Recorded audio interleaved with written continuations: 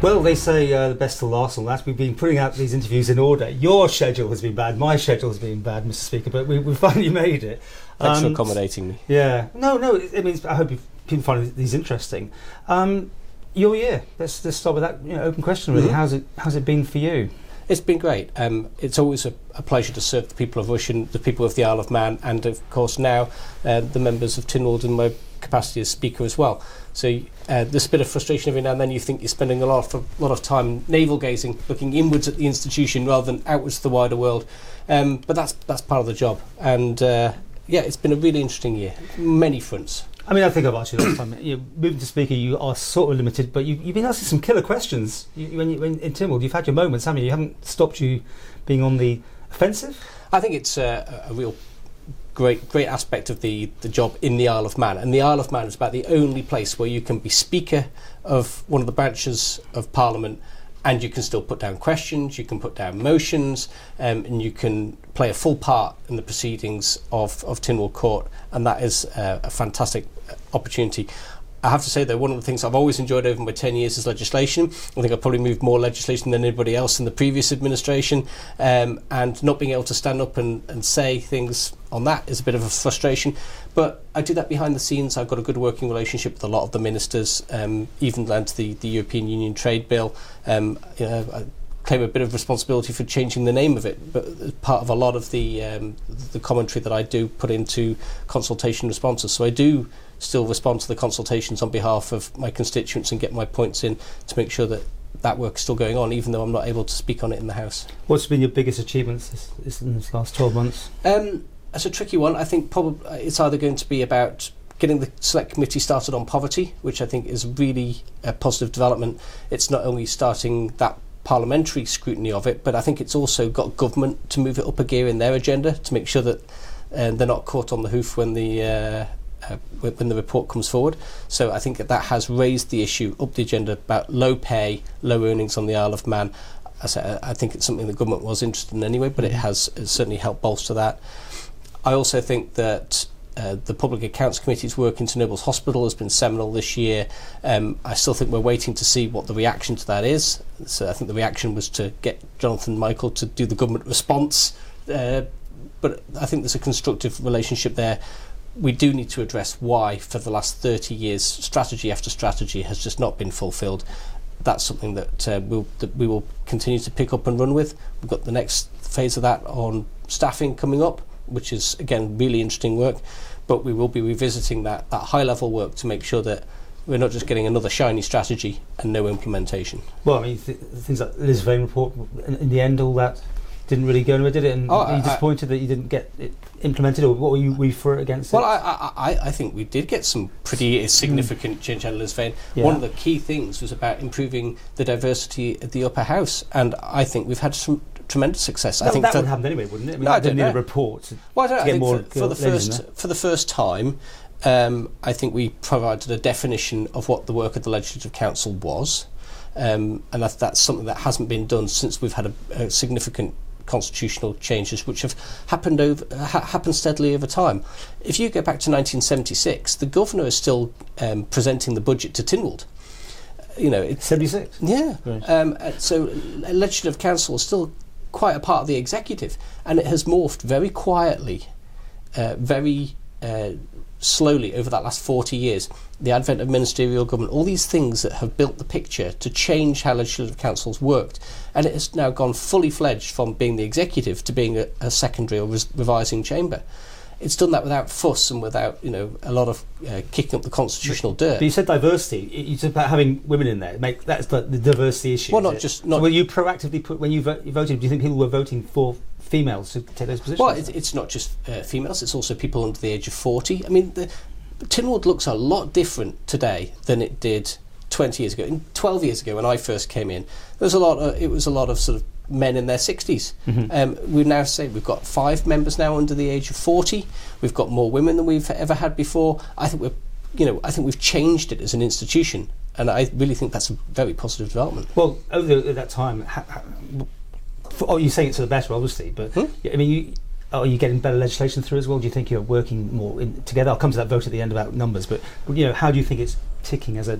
I think the culture change in Tynwald is very noticeable for those who listen to the sittings over the radio, those who come in and visit. Or watch it, or watch it, which of course is another development in itself.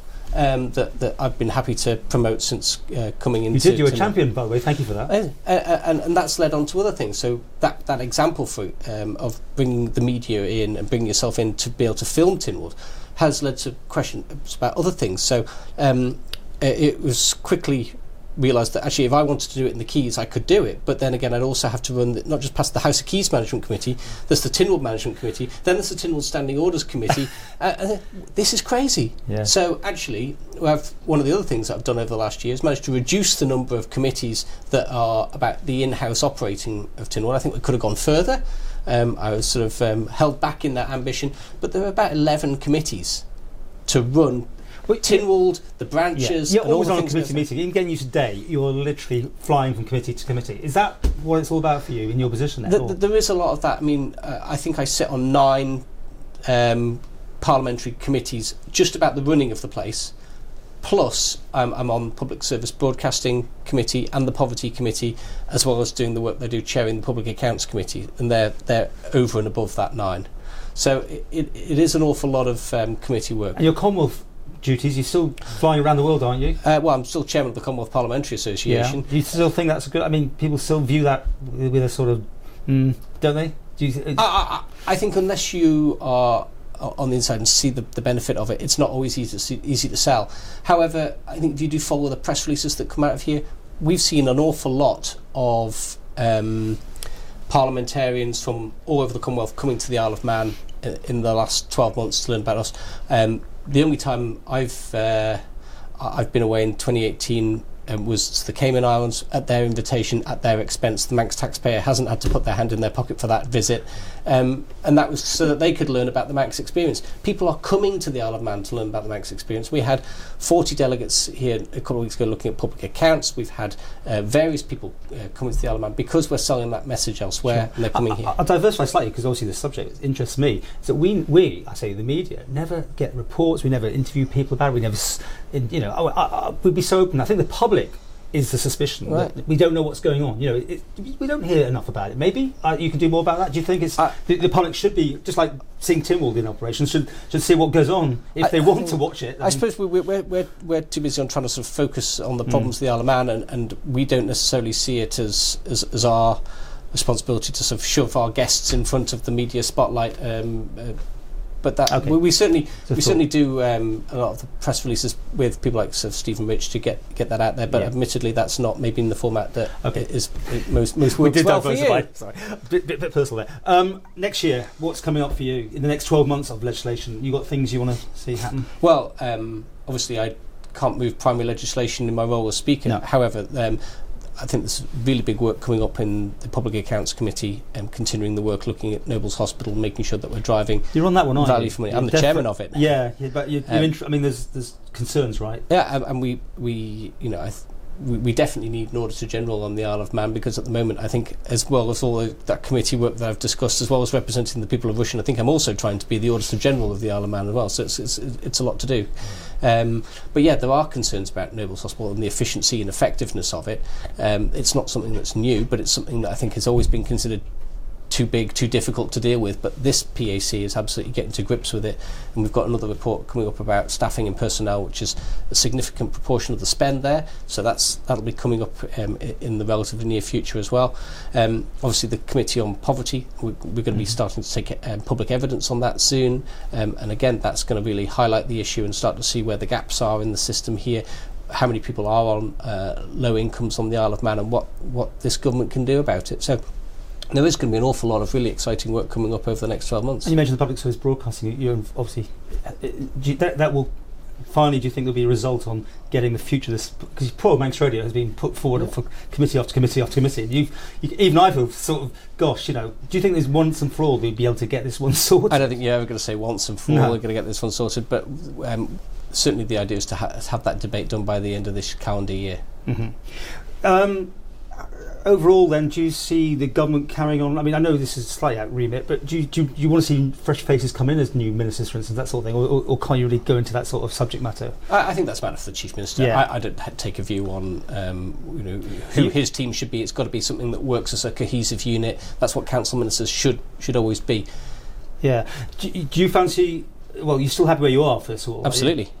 You still got eye on the prize of being the president next? I mean, is that the way it kind of goes? I don't know. There are 3 years between now and the next general election. There is a lot of water to go under the bridge, and the political landscape changes in this place, as you know, week by week, month by month, and you're going to ask me what's going to happen in 3 years' time. Well, you might as well ask me if I'm standing again. It's a career politician thing question, I suppose, which I don't know. You love this, though, don't you? I absolutely. I bounce out of bed in the morning and can't wait to get into the office, find out what's coming on the email, what I'm going to do next. Still doesn't drive, by the way. That's why we come to him today. But it's great. I mean, I can get either a constituency surgery done on the bus, or I can be, at my iPad. A politician that drives himself is the most expensive driver in the Isle of Man. Get on the bus, get your iPad out. You're as good as being in the office with your iPad on a bus these days. And free Wi-Fi as well. Oh, fantastic. How did you do with the PAC question on constituency v your governmental duties? Did you give that split? And how do you remember? I don't think I was able to do that split. I mean, it was just something that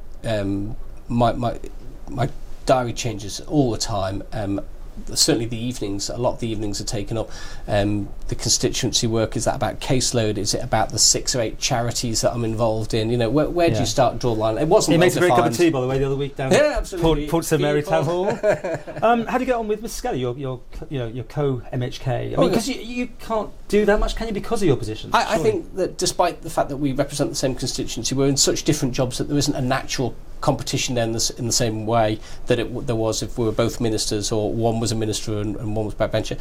So I've got a very good working relationship with Lawrence, so that we do really well together, and we fight for the people of Rushen together, him on the inside of council ministers and me on the outside, and between where he is in the Department for Enterprise, he's able to move things along in there.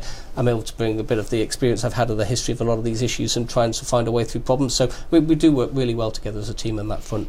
And when you speak in the House of Keys, do you find it's a good sort of? I mean, because over the honeymoon period now and that sort of thing, it's a bit more argy-bargy. You keep it under control. Well, it was really good to take a Tynwald sitting. Yes, in July, and that was really interesting to be able to manage it, because that's a slightly different dynamic from the Keys, and of course there's a longer question time, and there is far more vociferous debate. I mean, we've had some quite emotional debate around abortion, but I think there's a little bit more stone throwing going on in Tynwald now than there was 2 years ago.